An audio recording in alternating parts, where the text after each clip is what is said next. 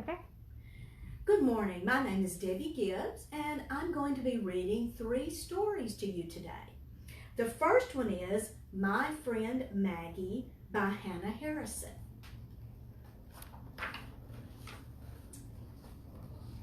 This is my friend Maggie, and this is me. We've been friends forever. She's great at splashing in mud puddles, and she helps me reach the reddest apples. She even lifts me up when I can't see. Maggie's the best. She's about to jump in that swimming pool. Only Veronica doesn't think so. Veronica thinks Maggie's too big, and now that she mentions it, she is kind of clumsy, and she stinks at hide and seek, and her clothes are a little snuggish. I know I should stick up for Maggie, but I play with Veronica instead. And I pretend that I can't see Maggie, even though she's impossible to miss. But then Veronica decides that my teeth stick out too far, and she starts calling me Bucky. And do you know who comes charging in to stand up for me? Maggie. Can you believe it?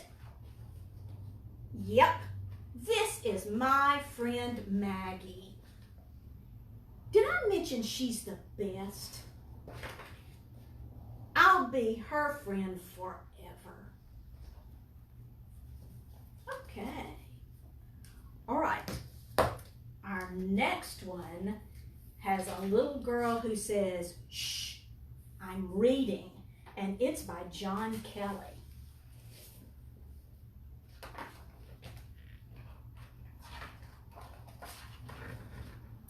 It was a wet and windy Sunday afternoon, but Bella didn't care.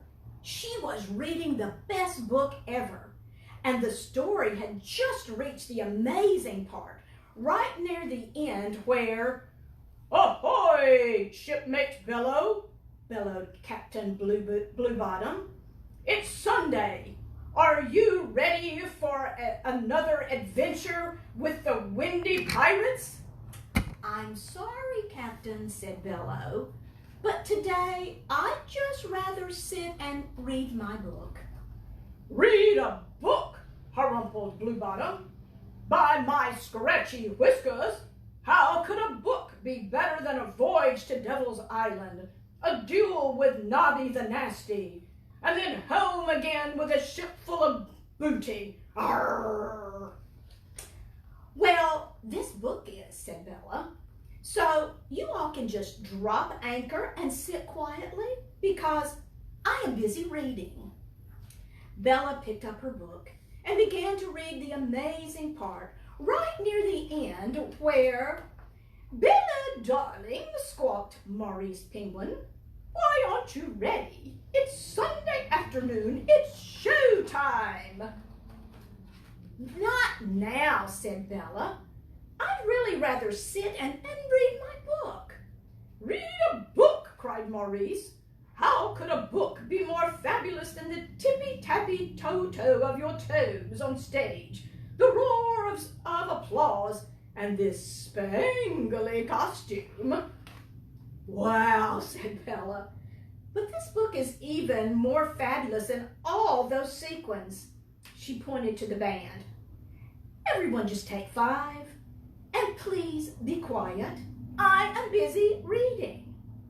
Bella picked up her book and turned to the amazing part near the end where, "I claim this bedroom in the name of the Lardan Empire," announced Emperor Fabulon the Wobulous. "Not wow," exclaimed Bella. "I'm reading this book." "But it's Sunday," burbled Fabulon. "You've always defended the earth on Sunday afternoon." I know, sighed Bella, but today I'm busy reading. Reading, sputtered Fabulon. How could a book be more exciting than blazing laser cannons, dodging antimatter missiles, and zooming dangerously fast in a really cool spaceship? Well, this book is, said Bella. Look, I'll save Earth after snack time. Plop your tentacles in the corner and be quiet. For the last time, I am busy reading. At long last, there was peace and quiet. Bella continued to read until she reached the end of her book, just before snack time. Oh, that was the best book ever, she announced. Now, who wants to go on an incredible adventure? Everyone looked up at her and said, maybe later, Bella, but right now, we are busy reading. And look, they're all reading a book.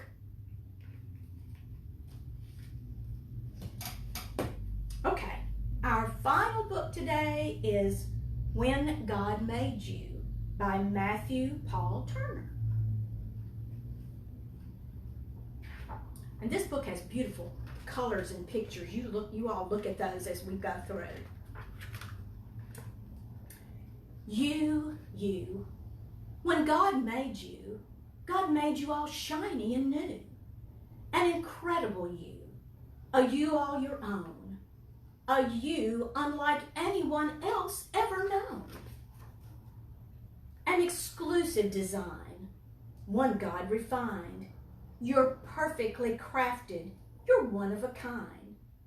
'Cause when God made you, somehow God knew that the world needed someone exactly like you. You. God thinks about you. God was thinking of you long before your debut.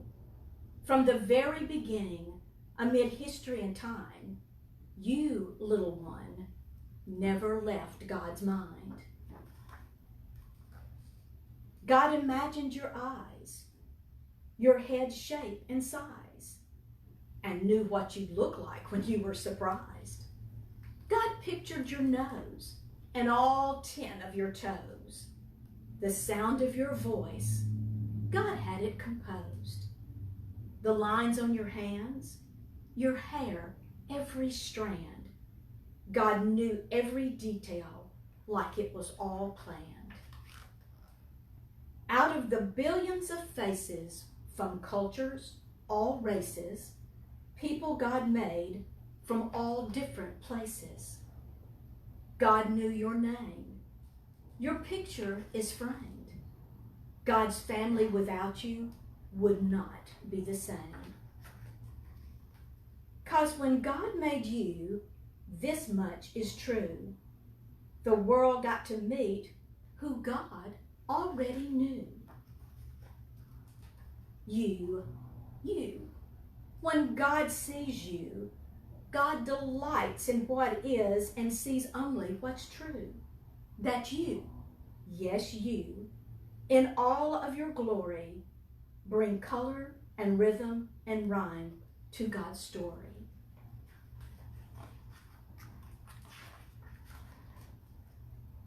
So be you, fully you, a show-stopping review. Live your life in full color, every tint, every hue. Discover, explore, have faith, but love more, and learn and relearn all that God made you for. Use your talents and passions, those gifts that God fashioned. Think up ideas and then put them to action. 'Cause God loves you creating, your true self displaying, when light on the inside through art is portraying. When you make believe, the stories conceived, the heroics, the magic, those tricks up your sleeve. And when you dance alone, spinning like a cyclone, bringing whoever, whatever, in a world all your own. God smiles, and here's why. In the spark of your eye, a familiar reflection shines bright from inside.